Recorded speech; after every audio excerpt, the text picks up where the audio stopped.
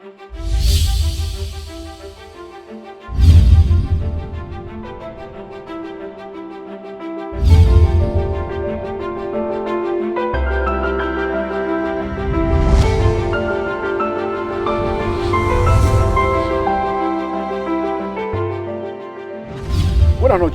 noches, muy buenas noches. Qué bueno que nos acompañan un sábado más.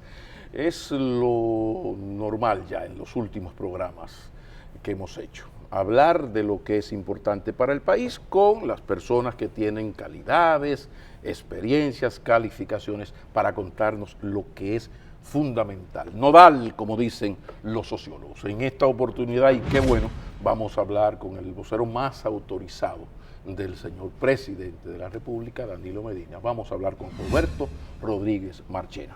Pablo, buenas noches. Muy alegre. Bienvenido. Muy alegre estar aquí contigo. Que hacía tiempo que no Oye, pero mucho. El Palacio va acusando, va rodeando a la gente y entonces no asisten tanto a los programas como deberían. Yo sé que es mucho el trabajo, pero de vez en cuando es bueno venir por acá. Pero ya estamos aquí, Pablo. Vamos, adelante y valor. Dicen los psicólogos copiados de los orientales que cada crisis es en verdad una oportunidad. De repente al gobierno le explotó una bomba.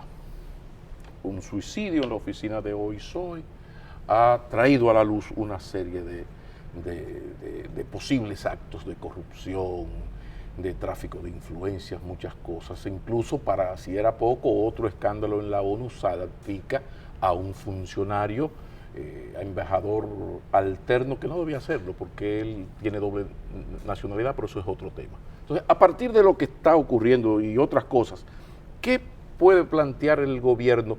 ¿No ve el gobierno esto como una gran oportunidad para seguir corrigiendo cosas? Por supuesto, Pablo, pero permíteme situar el contexto en el que nos estamos desenvolviendo, porque no hay crisis en el gobierno, no hay crisis, sino que nuestro gobierno tan pronto llegó, apostó a sentar las bases de un estado de bienestar en la República Dominicana, de que los dominicanos pudieran estar bien, que pudieran estar mejor. Lamentablemente en algunos países europeos ese estado de bienestar, admiración de todos los pueblos del mundo, pues está siendo desmantelado en algunos países, lamentablemente. Pero nosotros hemos puesto el empeño, tan pronto llegamos al gobierno, en sentar las bases para construir ese estado de bienestar. Eso ha implicado lo que en otros momentos de la historia de América Latina se llamó revoluciones. Hacer una revolución. Nosotros en democracia, sin provocar fracturas sociales, esos desgarramientos que se derivan de los procesos revolucionarios, lo estamos haciendo en democracia. Eso ha significado apuestas por la democratización de sectores claves de la vida de los ciudadanos y ciudadanas de la República Dominicana, comenzando con la educación. Hemos apostado a la democratización de la educación. Lo mismo hemos hecho con la salud, la democratización de la salud, la democratización del crédito, la democratización de las compras públicas, la democratización de la producción agropecuaria. En ese contexto de apuesta, de construcción de esa gran avenida democratizadora en nuestro país, explotó esta bomba. Exactamente. Surge este incidente. ¿Qué es lo que pasa? Dentro de la apuesta por la democratización de la educación, el presidente prometió la construcción de 28.000 aulas. Era necesario, por un estudio, un análisis que se había hecho, de que era necesario construir 28.000 aulas para descongestionar el uso intensivo que estaba teniendo la infraestructura escolar. Recordemos que habían 2 tandas y atrás 3 tandas en una misma instalación escolar. Por lo tanto, si queríamos conducir la educación dominicana a una jornada escolar extendida de 8 a 4 de la tarde, en la que los niños tuvieran en desayuno, almuerzo y merienda, que tuvieran más horas de clase, de que los hijos de los más empobrecidos no tuviesen motivos para desertar de la escuela, pues había que afanarse en esa construcción de aulas. A la par de eso, pues también dentro de la política de democratización, que incluye el fenómeno de la inclusión, está el programa Quisqueya Aprende Contigo, para lograr superar el analfabetismo en la República Dominicana. E igualmente, antes de que los niños entren en la escuela, en básica, pues estarían las estancias infantiles para que desde los 45 días hasta los casi 5 años, los hijos de los más empobrecidos tuviesen la oportunidad de tener una atención y una alimentación adecuada. Que hay una ley de seguridad social que manda eso desde hace 12 años y ahora es que se están haciendo. Exactamente, bueno. Pues todo este proceso, como tú ves, es un diseño completo que hemos venido implementando. No, pero ya tú me presentaste las mieles del gobierno. Entonces, la factura te la envío de que termine el programa. Vamos a la sí, pero voy. Sí. ¿Qué es lo que te quiero decir? Dentro de ese gran empeño del gobierno hay grandes urgencias ciudadanas. ¿Cuáles son esas urgencias ciudadanas? De que estas obras se hagan con transparencia, de que se hagan rápido además. Para garantizar la transparencia nos apoyamos en un proceso de democratización de las compras públicas. De ahí los sorteos de obras. ¿Por qué?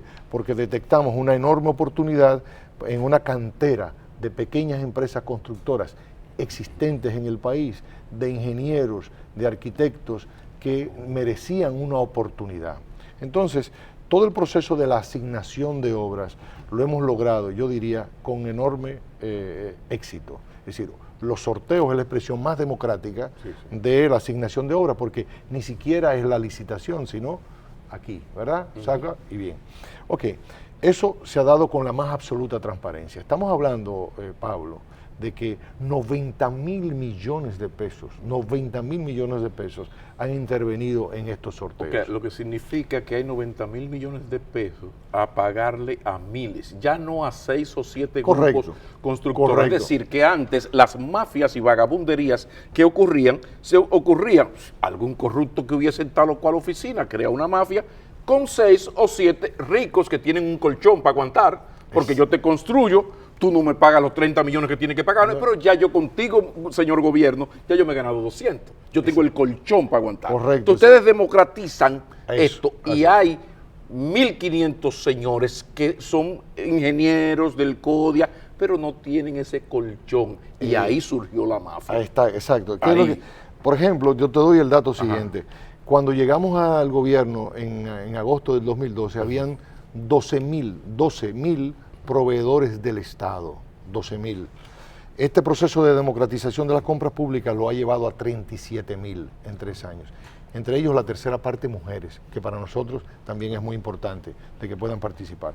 ¿Qué sucede? Como tú bien señalas, las grandes empresas, que no necesariamente estamos hablando de corrupción, porque quizás en la asignación grado a grado podría señalarse de que hay un tráfico de influencia, un favoritismo, pero en aquel momento se argumentaba de que las grandes empresas garantizaban la conclusión de la obra muchas veces sin esos avances, porque tenía la capacidad de resistir. También la financiación ilegal de los partidos, pero ese es otro tema. Pero bueno, ¿qué es lo que quiero decir? En ese contexto, el presidente entendió de que estábamos sometiendo a la estructura del Ministerio de Educación a un estrés. ¿Por qué? Son estructuras burocráticas que marchan a una determinada velocidad, que están acostumbradas a marchar a una velocidad. El presidente va a 80 kilómetros por hora, por decir, y esta burocracia está acostumbrada a andar a 40. Entonces, la demanda de la construcción de 28.000 aulas somete a un estrés a esa burocracia que no siempre tiene las calidades, las capacidades para responder. Y ahí entra la mafia para resolver. Exacto. Entonces, ingenieros que no tienen capacidad, no tienen resistencia porque no tienen fortuna.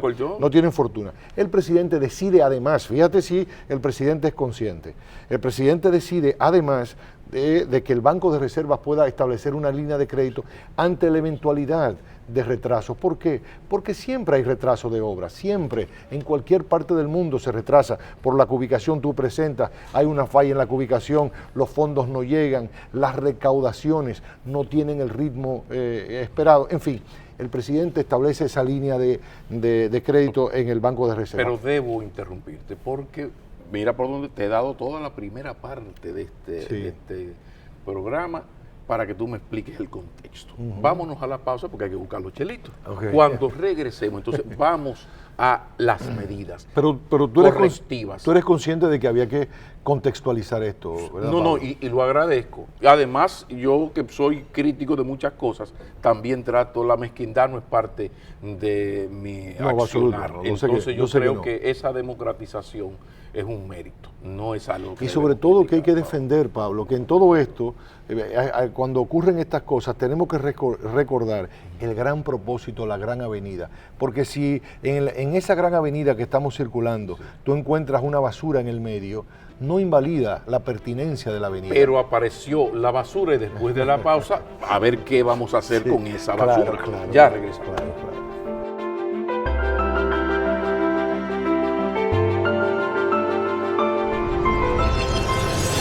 Este ha sido el gobierno que más ha hecho por la transparencia y por vigilar el uso de los fondos públicos. Ningún gobierno anterior, Pablo, hay que reconocer, había puesto tanto empeño